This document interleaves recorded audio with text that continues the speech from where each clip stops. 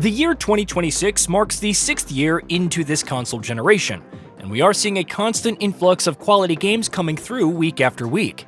Right from well-known IPs to highly awaited sequels and experimental releases, there's no shortage of games that are all about delivering quality experiences to players. And it's obviously a very tough task for developers to carve out a name for themselves in this super crowded market. The month of March isn't just another date on a crowded release calendar, but a proving ground for developers. Within a span of just a couple of weeks, players will already be juggling choices between major launches like Marathon from Bungie and Monster Hunter Stories 3 Twisted Reflection.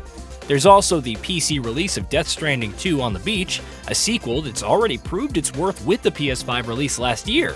Stacked between these juggernauts is the upcoming Crimson Desert, which is set to release on the 19th of March 2026.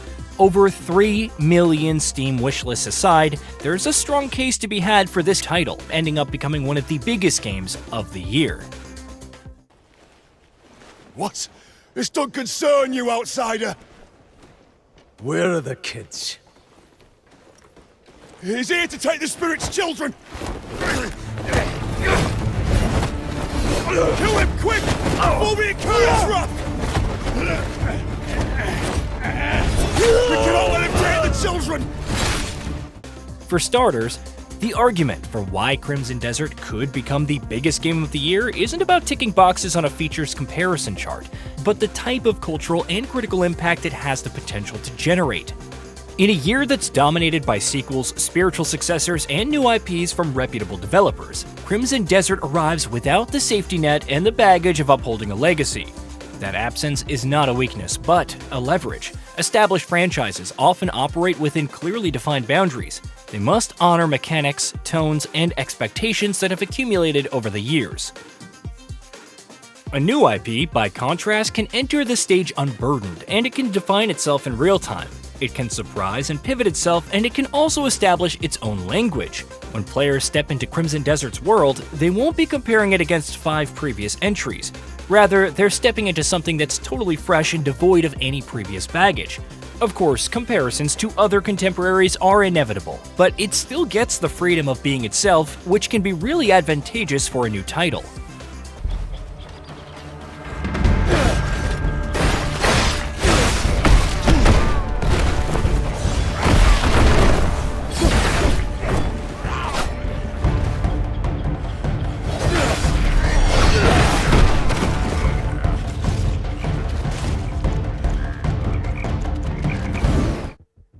Crimson Desert was always pitched as a more traditional experience where you would pay a one-time fee and get a complete package without the microtransaction shenanigans that have come to define this era of modern gaming. The kind of experience Crimson Desert aims to share is ripe for implementing a live service model, but the developers have clearly stated their stance against microtransactions and doing things the old-fashioned way. By emphasizing a more traditional premium structure, Crimson Desert sets a tone of confidence. It's a strong war cry from the developer that the core experience itself is the selling point, not an evolving platform that's dependent on long-term microtransaction ecosystems. Of course, clever positioning is only half the battle won. A game only sells by what it offers.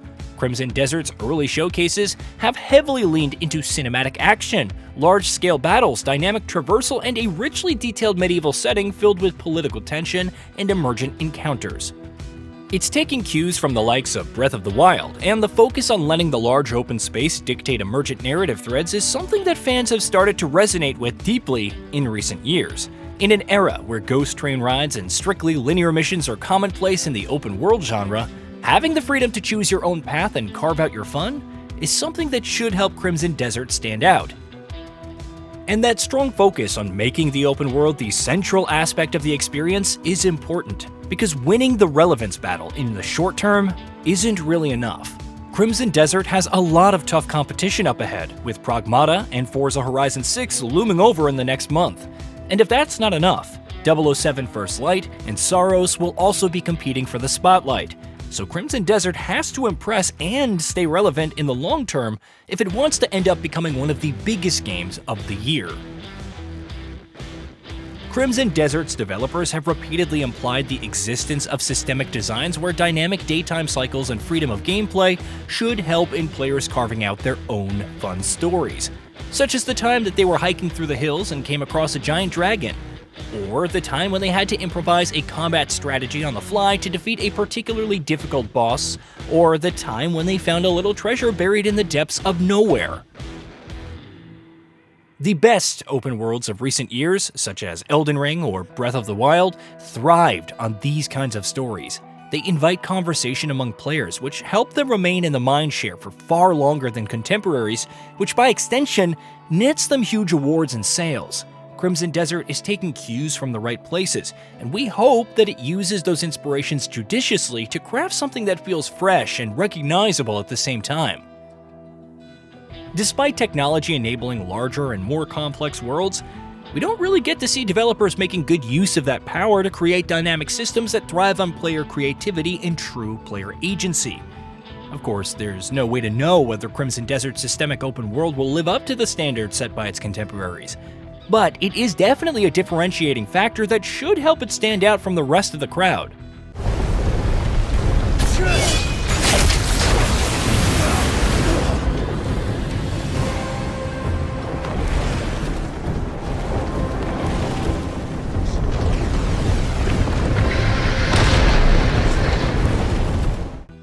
Another advantage lies in the genre positioning. Whilst its release window is crowded, its direct competition within the same tonal and mechanical space is surprisingly limited. Marathon targets competitive multiplayer audiences, while Monster Hunter Stories 3 leans into turn-based RPG design and a distinct aesthetic. Death Stranding 2 is still operating under the same framework, but it's still very different from what the developer is trying to do. Forza Horizon 6 occupies the racing sandbox lane, and 007 First Light aims at cinematic espionage action. Crimson Desert, meanwhile, is the only candidate if you're looking for single-player storytelling, open-world exploration, action-heavy combat, and RPG progression systems. That intersection of genres also grants it a massive appeal, as it can attract players who crave narrative immersions, as well as those who prioritize mechanical depth. By catering to the broader audience, the game gets a really broad stage to shine, which is obviously advantageous for a new IP with no pre-built audience. However, Crimson Desert's path to becoming the biggest game of the year rests on what impact it can bring to the table rather than clever timing or positioning. Marketing genius or trailer hype can only get you a little far. The final product must feel definitive. It must offer players a world worth inhabiting and mechanics that are worth mastering. It must deliver a solid sense of spectacle without sacrificing depth. If it does, the crowded calendar surrounding its release wouldn't be anything more than a slight concern, but ultimately, a testament to its sheer quality. To conclude, Crimson Desert has a solid opportunity to define itself from scratch and capture lightning in a bottle. It has a lot of great tricks up its sleeves, and it also has the novelty of mainstream hype. As such, the stage is set for the developer, and all that remains is for the developer to translate this opportunity into strong sales or solid reviews. If that happens, Crimson Desert won't be just another name in a crowded release calendar, but a dark horse that emerged out of nowhere and ended up etching its name onto the hearts of gamers as one of the best experiences of 2026. Hey, did you know that we at Gaming Vault upload new videos every day? Stick around, drop a like, subscribe, and hit that bell. And let us know what kind of content you'd like to see in the future with a comment below.